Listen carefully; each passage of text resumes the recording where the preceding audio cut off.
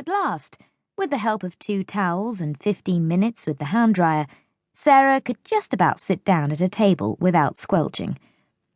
The walk from the loo to the table had been less than silent, however. Her boots had expelled damp air, making little farting noises each time her foot met the floor.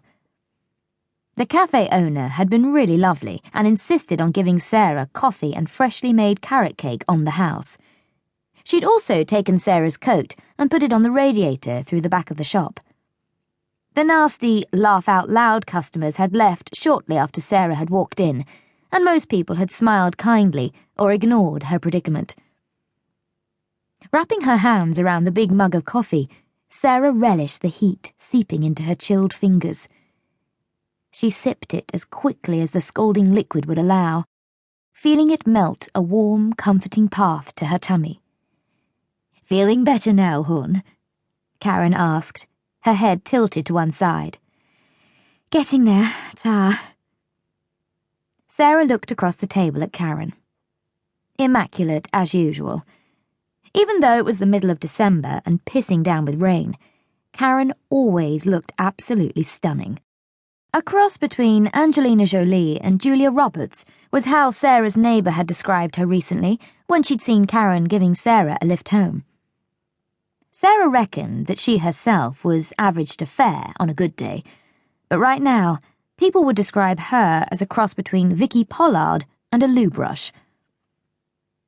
They'd known each other since school and met once a month on a Saturday afternoon, regular as clockwork. Today, mindful of the fact she was the wrong side of 30 and feeling a bit dowdy, Sarah had bought new clothes and had her mousy blonde hair highlighted and restyled. Just this once, Sarah had wanted to feel attractive and make an impression when she met up with the glamorous Karen. Well, she certainly made an impression, hadn't she? Yep, an impression that she'd been hit with an ugly stick. "I can't believe this awful weather lately," Karen frowned. "I think we'll need to build an ark soon." "We do live in Sheffield, Karen, and it is December. What do you expect?" "Okay, no need to get stroppy. It's not my fault you got drenched, is it?" "No, sorry. I'll be all right when I've had a sugar fix." Sarah sighed and dug her fork into the cake. She couldn't help noticing that all the male customers, while ostensibly chatting to their wives or girlfriends, kept sliding little surreptitious glances at Karen. Their eyes seemed to be attached by invisible threads to Karen's eyes, mouth, breasts, and legs, though not necessarily in that order. Karen appeared oblivious to their worship, banging on about work and who said what to whom. But Sarah noticed Karen tossing her hair once or twice and licking cappuccino traces from her lips with a slow tongue. Never mind, Sarah told herself. At least she had a husband who loved her. Poor Karen had a series of broken relationships as long as your arm. Even though she was such a lovely person, for some reason men didn't stay around. Perhaps they couldn't hack the constant predatory threat of other roaming males.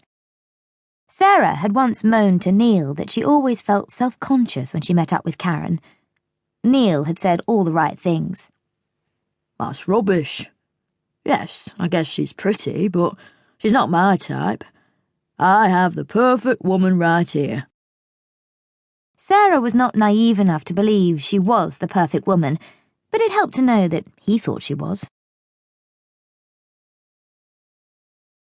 "This carrot cake is delicious. In fact, I might get another piece. Want some?" Karen asked, pushing her plate away. Sarah shook her head and pulled a face. "Another piece? You're throwing caution to the wind, aren't you?" She laughed. Karen watched her calorie intake very carefully as a rule, hence the svelte figure. "You only live once." Karen stood, inched her way between the table and chairs, and walked to the counter. Sarah nearly choked on her coffee. She couldn't believe it. She'd been too preoccupied getting dry to notice anything before, but she could swear she'd seen a roll of fat when Karen's tummy had been at eye level. And she was getting more cake.